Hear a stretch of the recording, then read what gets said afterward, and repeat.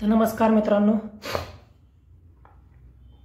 आज आपण वीर पुरंदर तालुक्यातील वीर हे श्रीनाथ म्हस्कोबांचं मंदिर आहे त्याच्याबद्दल तुम्हाला मी माहिती सांगणार आहे। मित्रांनो, तुम्ही नाव ऐकूनच असाल की पुरंदर तालुक्यात वीर श्रीनाथ भैरवांचं खूप मोठं मंदिर आहे। त्या मंदिराबद्दल मी तुम्हाला प्रॉपर माहिती सांगणार आहे। मित्रांनो, माहिती चालू करत आहे। हे मंदिर दगडी बांधकामापासून असणारे देऊळवाडा या भव्य प्रकाराचे असून पुरातन मंदिराची सदर सभामंडप गाभारा अशी रचना आहे। मंदिराच्या चारी बाजूंनी उंच असा चिरेबंदी तट असून पूर्व दक्षिण अशी महाद्वारे आहेत। पूर्व आणि दक्षिणेला त्यांचे दरवाजे आहेत। मित्रांनो, श्रीनाथ हे काशीचे कोतवाल काळभैरव तसेच सोनोरीचे सिद्धभैरव असून कमलाजी नामक धनगर भक्तामुळे वीर या ठिकाणी वास्तव्यास आले आहेत। हा देव स्मशानभूमीत प्रकट झाल्याने यांना म्हस्कोबा असे नाव मिळाले आहे। श्री क्षेत्र वीर येथे काशीखंडाचे श्री काळभैरव श्रीनाथ म्हस्कोबा महाराज यांचे जागृत देवस्थान आहे।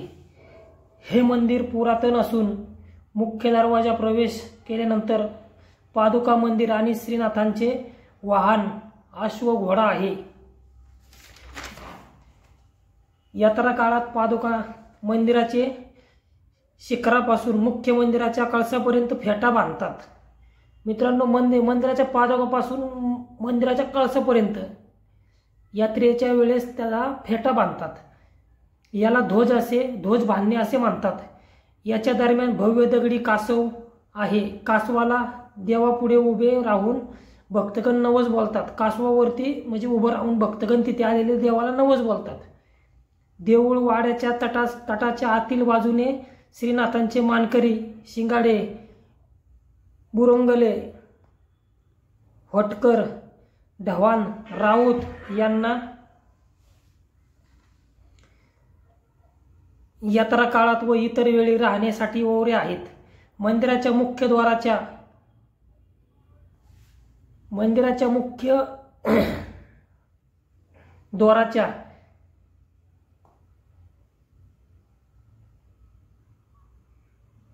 बाहेरच्या बाजूला मोठा घंटा आहे। सदरेवरून गाभाऱ्यात प्रवेश करताना सभामंडपाच्या डाव्या बाजूला श्रीनाथांचे वाहन अश्व आहे। यांचे नाव चिंतामणी असे आहे आणि या अश्वासमोर आदिशक्ती तुकाई देवीची महिषासुरमर्दिनी रूपातील काळ्या पाषाणाची अष्टभुजा मूर्ती आहे। तेथून आत गेल्यावर मुख्य गाभाऱ्यात श्रीनाथांचे म्हस्कोबा महाराज आणि आई जोगेश्वरी यांचा शेंदूर चर्चित स्वयंभू मूर्ती आहे। शेजारी उजव्या बाजूला देवाचे शेषघर आहे। त्यामध्ये श्रीनाथांचा पलंग ठेवला आहे।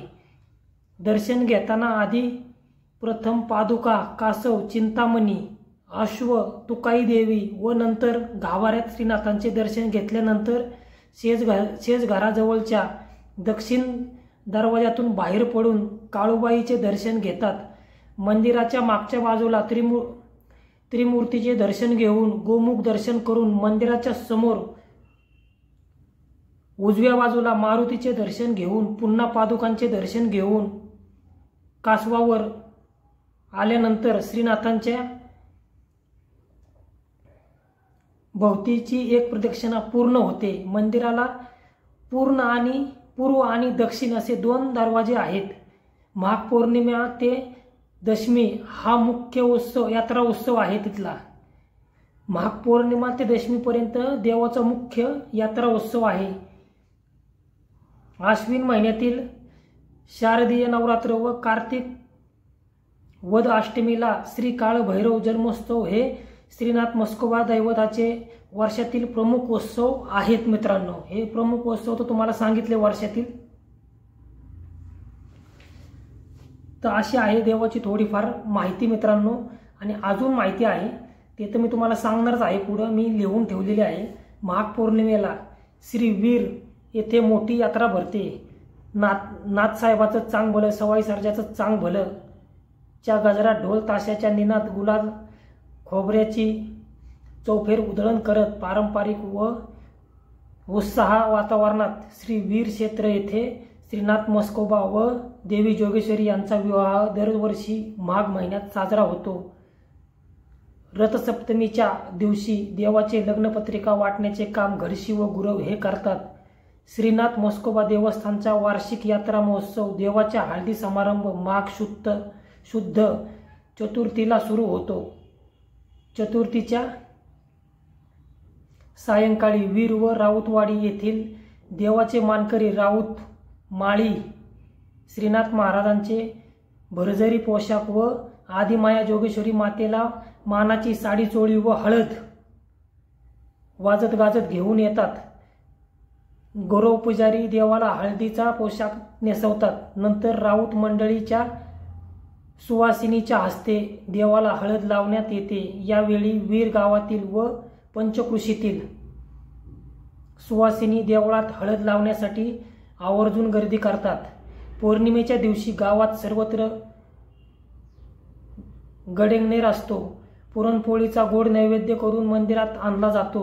कारण गावातील प्रत्येक घरात कमीत कमी एकाला तरी विवाह सोहळ्यात 5 दिवस आधी देवाच्या लग्नाचा 5 दिवस उपवास धरायचा रिवाज आहे. तो उपवास या दिवशी सोडतात. बाहेरून येणाऱ्या भाविकांना व वऱ्हाडी मंडळींना दुपारनंतर श्री धुमाळ वाडकर परिवाराकडून महाप्रसादाची व्यवस्था करण्यात येते. परंपरेनुसार कोढीत, वाई, कन्हेरी, राजेवाडी, भोंडवेवाडी, सोनवडी आणि पुण्यातील कसबा पेठेतून येथे पालख्या येतात. मध्यरात्री 11:30च्या सुमारात राऊतवाडीच्या राऊत मंडळी मानाचा आरत्या, लग्नाचा पोशाख व बाशिंगे मंदिरात आणतात. श्रीनाथ म्हस्कोबा महाराज माघ महिन्याच्या पौर्णिमेला रविवारी राऊत माळी यांच्या हस्ते शेतात प्रकट झाल्यामुळे ते वर पक्षाचे झाले. देवाच्या हळदीचा व लग्नाचा मान त्यांना मिळाला आहे. याच वेळी सालकरी फुलमाळी चाफ्याच्या फुलांची मंडवळी आणून देतात. लग्नाचा हा सर्व साजशृंगार गुरव पुजारी देवाला करतात. देवाचे मानकरी देवाच्या नावाने जयघोष करतात. श्रीनाथ म्हस्कोबा महाराजांच्या नावाने चांग भलं करतात. मानकरी राऊत मंडळींतर्फे श्रीनाथ म्हस्कोबा महाराजांचे लग्न लावलं जातं. देवाच्या नावाने जयघोष, अर्ध्यात चांग भलं ह्याच मानकरी राऊत मंडळींकडून श्रीनाथ म्हस्कोबा महाराजाच्या लग्नाच्या मंगलाष्टका असतात. त्यानंतर वीर आणि इतर गावच्या काठ्या पालख्या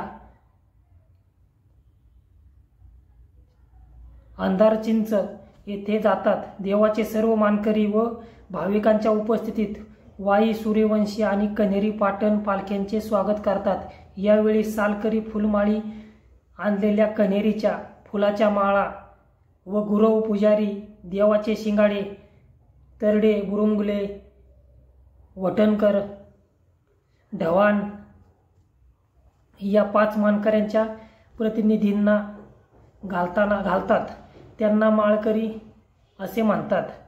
कोडीच्या काठीच्या व वाईच्या तसेच कन्हेरीच्या काठ्यांची भेटाभेट होते व वऱ्हाडी मंडळी भेटीचा कार्यक्रम अंधारचिंच बाजारतळ येथे होतो. यानंतर सर्व पालख्या काठ्या ढोल ताशा वाजत गाजत दक्षिण महाद्वाराने रात्री 1:30 वाजण्याच्या सुमारात देऊळवाड्यात प्रवेश होतो. सोहळ्याचे सर्व धार्मिक विधी मानकरी यांच्या हस्ते समस्त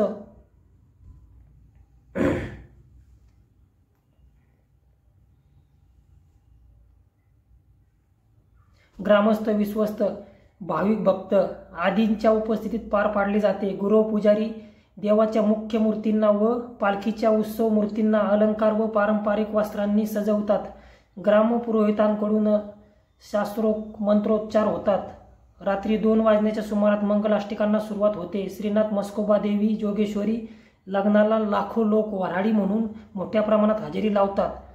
गुलालात न्हालेल्या भाविकांकडून वऱ्हाड्यांकडून पडणाऱ्या अक्षदा वर पौर्णिमेचे टिपूर चांदणीयुक्त मांडव आणि पौर्णिमेच्या चंद्राच्या साक्षीने उत्साही वातावरण पहाटे 2च्या सुमारात श्री क्षेत्र वीर येथे देवाच्या पारंपरिक लग्न सोहळा संपन्न होतो.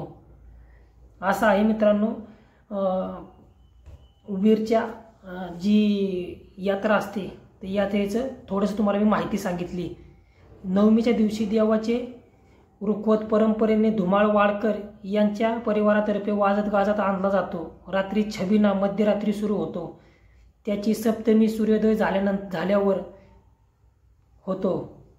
याला जागरणाचा छबिना असे म्हणतात। दरम्यान पहाटेपासूनच वीर गावातील असंख्य भाविक हौस नवसेचे दंडवत घालत मंदिरात येतात। यामध्ये माता भगिनींची संख्या जास्त असते। माघ व दशमी हा यात्रेचा मुख्य दिवस मारामारी असते। त्या दिवशी दुपारी 12:30 वाजता सर्व काठ्या पालख्या ढोल ताशासह देऊळवाड्यात येतात। शेकडो ढोल ताशे जहाजांचा निनाद गोलालात न्हावून निघालेल्या हजारो भाविकांच्या जयघोषात आणि पालखीच्या नाचणाऱ्या भाविकांच्या उपस्थितीत दुपारी 2 वाजता मानाच्या जांभळ्या रंगाचे शिंपण समस्त जमदाडे यांच्यातर्फे आधी श्री नाथ जोगेश्वरी यांच्या मूर्तीवर व नंतर भाविक भक्तांवर केले जाते। यालाच मारामारी म्हणतात। याच वेळी संपूर्ण महाद्वाराच्या बाहेर डावीकडे असणारी श्रीनाथांचे बगाड गोलाकार फिरवले जाते। वीर गावातील मुळीक परिवाराला बगाडात घेण्याची सेवा आहे। छबिना उतरल्यावर 12 दिवस सेवा करणारे सेवेकरी गुरु पुजारी रोज मारा वाटतात। रणशिंपण झाल्यावर आज पुत्राचा बळी दिला जातो। हीच गावची जत्रा। त्यानंतर दुसऱ्या दिवशी शिंगाडे तरडे बुरुंगुले वाटकर ढवाण यांच्या नवसाच्या गादी पूजनाचा कार्यक्रम होतो। यावेळी गादीवर पावन झालेला नवस फेडला जातात, तसेच नवीन नवस बोलले जातात। यात्रेचा प्रसाद घेऊन या यात्रेचा समारोप होतो। अशा प्रकारे 10 दिवस चालणारी हा यात्रा महोत्सव पारंपरिक पद्धतीने मोठ्या उत्साहाने संपन्न होतो। या कालावधीत भाविकांना दर्शनाचा लाभ व्हावा यासाठी देऊळवाड्यात स्वयंसेवक यांच्यातर्फे रांगा लावल्या जातात। सवाई सर्जाच्या चांग भरच्या घोषात पूर्ण परिसर दुमदुमून जातो। माघ पौर्णिमेपासून दशमीपर्यंत 10 दिवस यात्रा चालते। महाराजांची काठी पालखी व छबिना 10 दिवसापर्यंत चालतो। तसेच पंचमीपासून ते दशमीपर्यंत संपूर्ण वर्षाचे भविष्य भाकणूक सांगितली जाते। महाशिवरात्रीच्या दिवशी गावातील तरुण मंडळी पुजारी वर्ग घडशी घोसावी पहाटेपासून गुलाल खोबऱ्याने माखलेले मंदिर व देऊळवाडा पाण्याने धुवून काढतात। नंतरनं देवीची दही दूध तूप मध आणि साखर या पंचामृताने पाखाळणी पूजा करतात। माघ अमावस्येच्या दिवशी दुपारनंतर श्रीनाथ जोगेश्वरी स्वयंभू मूर्तीवर चांदीचे मुखवटे लावून भरजरी पोशाख करतात। देवाचे सर्व सुवर्णालंकार दागिने घालतात। हे रूप खूपच मोहक दिसते। ते पाहण्यासाठी रात्री 10 वाजेपर्यंत देऊळवाड्यात भाविकांची गर्दी करतात। भाविक खूप गर्दी करतात। मुख्य यात्रा 10-12 दिवस असली तरी माघ शुक्र 14 ते माघ 30 अशी जवळपास 16 दिवस यात्रा चालते। महाराष्ट्रातील एकमेव श्री क्षेत्र वीर देवस्थान आहे।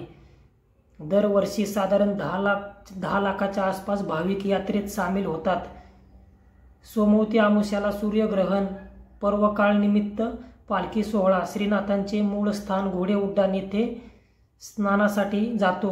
तेथे छबिना होतो। पालखी सोहळ्याच्या परतीच्या प्रवासात ग्रामप्रदक्षिणा होऊन देऊळवाड्यात समाप्ती होते। दर रविवारी रात्री 9:30 ते 11 वाजता देऊळवाड्यात छबिना निघतो। येथे प्रत्येक अमावस्या पौर्णिमा तसेच रविवारी भंडारा म्हणजेच महाप्रसाद असतो। वीरगावच्या दक्षिण सीमेवर नीरा नदीचा पवित्र परिसर आहे। तसेच त्यावर बांधलेले वीर धरण पाहण्यासारखे आहे। अशा या निसर्ग सौंदर्याने नटलेल्या या गावात श्रीनाथ मंदिराच्या नावलौकिक अधिकाराला अधिकच भर पडते मित्रांनो। आणि ह्या वीर मंदिराच्या शेजारी तुम्हाला जर त्या तालुक्यामधले दत्त मंदिर आहे नारायणपूरला, जेजुरीचा खंडोबा अख्ख्या महाराष्ट्राचं कुलदैवत आहे। भुलेश्वरचं मंदिर आहे। भुलेश्वरचं मंदिर झाल्याच्या नंतरनं केतकावळ्याचा बालाजी पण आहे जवळ। अशी मुख्य ठिकाणं आहेत तुम्हाला जर फिरण्यासाठी जर जायचं असेल तर। मित्रांनो असंच जर तुम्ही आपल्या चॅनेलला जास्त फक्त व्हिडिओ पाहू नका, पूर्ण पहा। मी पूर्ण प्रॉपरली माहिती आणि नवीनच आहे, शिकत आहे, तुम्ही सपोर्ट करा आणि सबस्क्राईब करा मित्रांनो। पहिले म्हणजे सबस्क्राईब करा। एकही जणांनी सबस्क्राईब केलेलं नाही अजून, तुमच्यापासूनच सुरुवात होऊ द्या।